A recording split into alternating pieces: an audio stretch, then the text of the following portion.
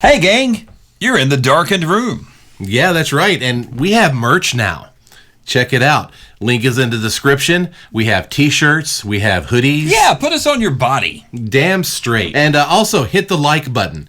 Hitting the like button will help out the YouTube algorithm recommend our videos to people that may not have heard of us yet. So it'll help us grow. Yeah, and leave your comments and suggestions. We have a lot of ground to cover on this channel, but we're always looking for topics and stuff that you want to hear about. Mm-hmm. So drop us a line. We read everything that you send. That's right. And share with your friends. If your friends haven't heard of us either, send them a link.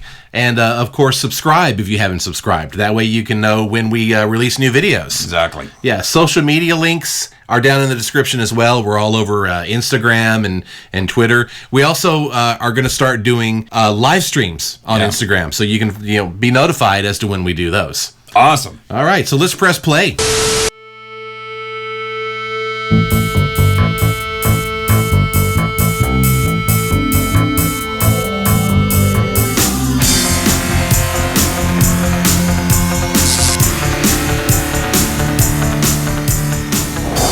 Football One, Mattel's lowest price electronic football game. And I'm Electronic Quaterback, Coleco's lowest price. I run from the line of scrimmage. I start in the backfield and follow my blockers.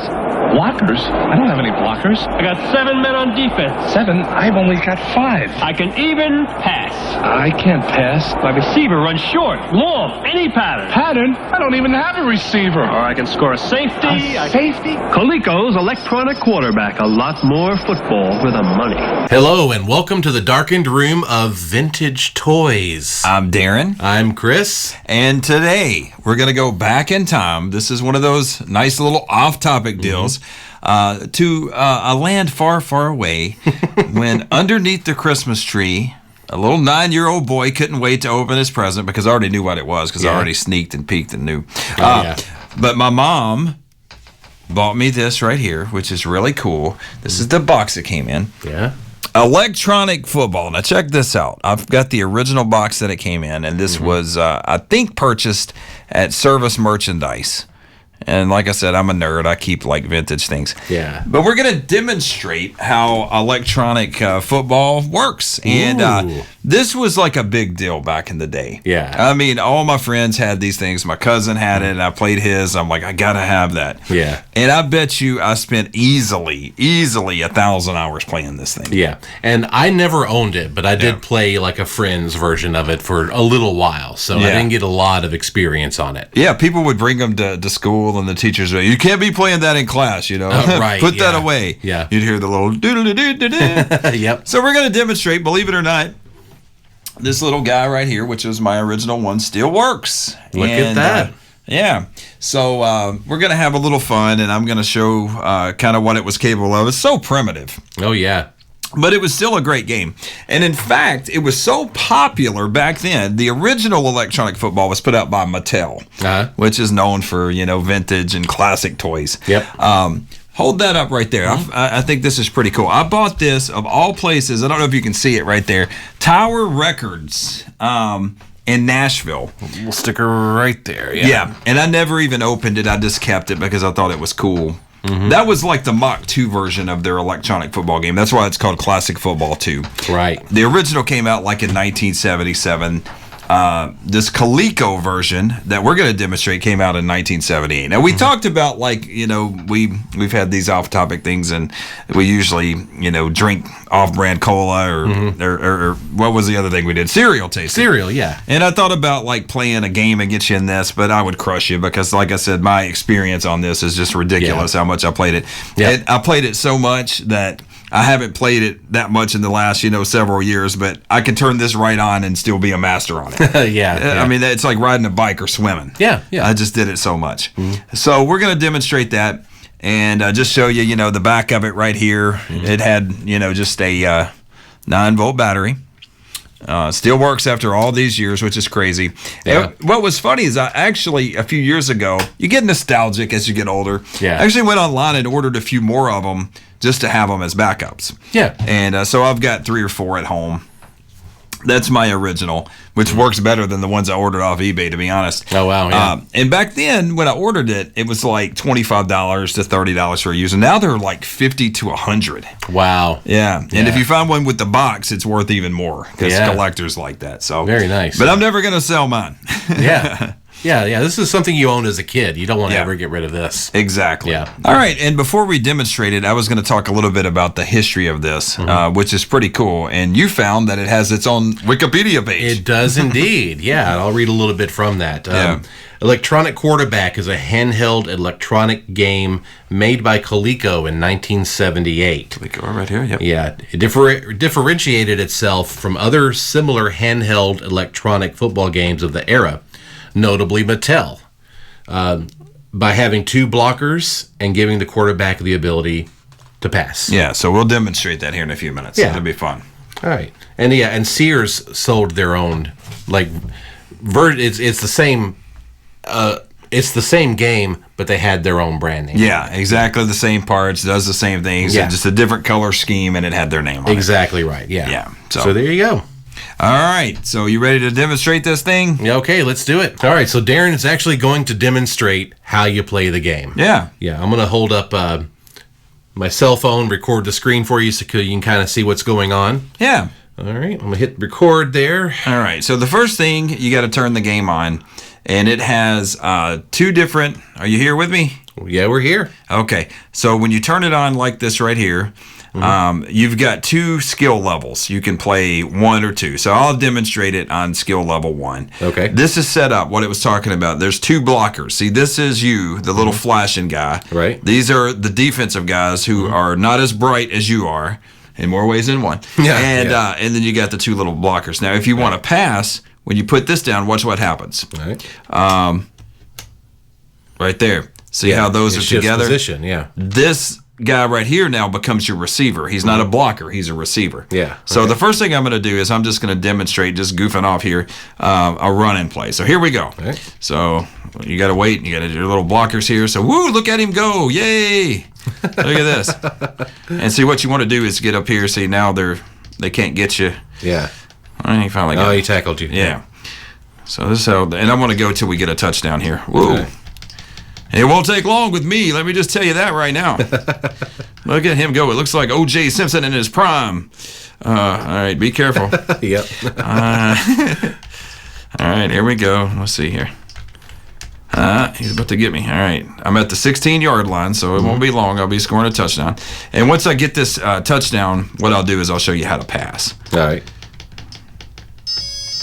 There it is.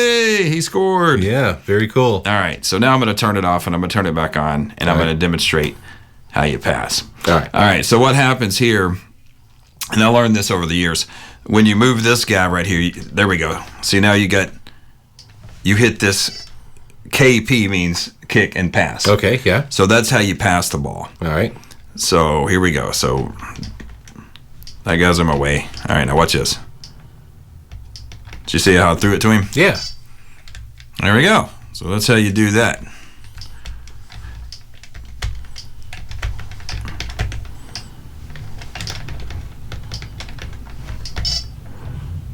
Yeah. So that's how that works. And what I'm going to do is I'm going to demonstrate how you kick. So what I'm going to Okay. do is I'm going to just go back to running, and I'm just going to run. Till you get a third down. Yeah. Yeah. So now it's 4th down. Uh-huh. You hit the kick button. Ooh, it didn't kick a field goal. No. But it put the other guy back on the 8-yard line. So when the other player plays, he's on the opposite side of the field. Right, right. So, once again, it's very primitive. We didn't have Yeah, all this is little blinking lights. we didn't have a whole lot to do back in the 70s. Yep. But yeah, so that's how you do that. So let's demonstrate it. Let's put it on skill level 2. Okay. And I'll kind of show you the difference. They just move a lot faster. Yeah. So you got to really be on your game. And they tackle you a lot faster too. Right, right. See? Mm-hmm. So I got a 3rd and 7. So again, I haven't played this in years. Here we go, but I got the first down. Yeah. So anyway, you get the idea. Totally, yeah. Yeah. So once again, we're talking about the most primitive of games. No question about that. Right. But you just, I think we looked it up. It was like 70 million of these were sold. I think in the so. day. Yeah.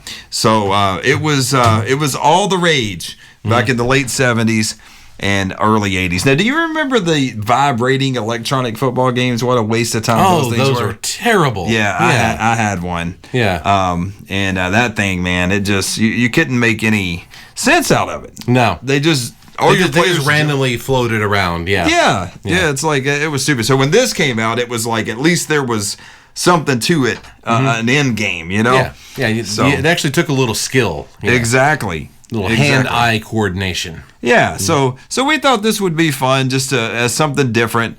Yeah. We would just bring up something from our childhood that you hadn't thought about in a long time. These very games are available if you go on eBay. There's probably 10 to 20 at a time that's available that you can order. Yeah. And just make sure that all the buttons function properly, because over time they can tear up pretty easy. But as you can see, I took pretty good care of mine. You really did. Yeah. yeah. It wasn't bad. So anyway, there you go. Electronic football. If you're really bored and you have no life and you're a nerd, order one of these and make sure it's this one. This is the best electronic football game that was ever made. There you go. All right. What was your favorite childhood toy? Yeah, electronic game. Atari 2600. That's what I had. Yeah. What was your first game? Of course, it came with. What did it come with? Oh, what did it come with? It was something stupid. Yeah. But I think one of the first ones I got was Donkey Kong. Oh, yeah, that's what I was going to say. Probably Donkey Kong. And I played the hell out of that game. Super Mario. Did you have Super Mario was not out at that point. Yeah, that came along with the Nintendo game consoles. But the Atari 2600 just, Mario was on screen trying to get Donkey Kong, but he hadn't gone solo yet. Exactly. So yeah, drop it down in the comments. What did you play with as a kid? All right, we're going to do the trivia box this time, and I believe it's my turn to draw. It is. Yeah, getting back to the world of music now. We'll leave our toys behind. All right, here we go. All right. The topic is the 90s. Okay. All right. We were alive then. We were, yeah. Okay, who had the 1999 hit Angel of Mine? I think I'll know this when I hear the choices. Yeah, this is going to be a pop hit. So it's either Monica, Brandy, Jewel, or Cher. Okay, I know it's not Jewel. I know it's not Cher. Monica and Brandy. I think it was Brandy.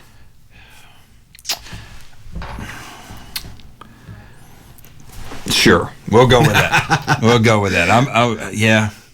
Let's go with that. Oh, it was Monica. See, that's what I was leaning towards. That was my first thing that popped in my head. See, you should go with your gut. That's all right. Well, hey, even the pros miss every now and then. Yeah, that very late 90s pop stuff I'm not as well versed on. And I don't really like a lot of it. Yeah, and that shows right there. Now, in the early 2000s, I did start liking some of the club music and stuff again. Right, yeah. I really did. But yeah, 90s pop is some of my least favorite music of all time. As great as the rock was, the pop was really lousy. Yeah, it wasn't very interesting at all. It really wasn't. Yeah. I mean, I can give you a handful of songs that seem to have stood the test of time from that era, but most of it was pretty throwaway, in all honesty. It was, yeah.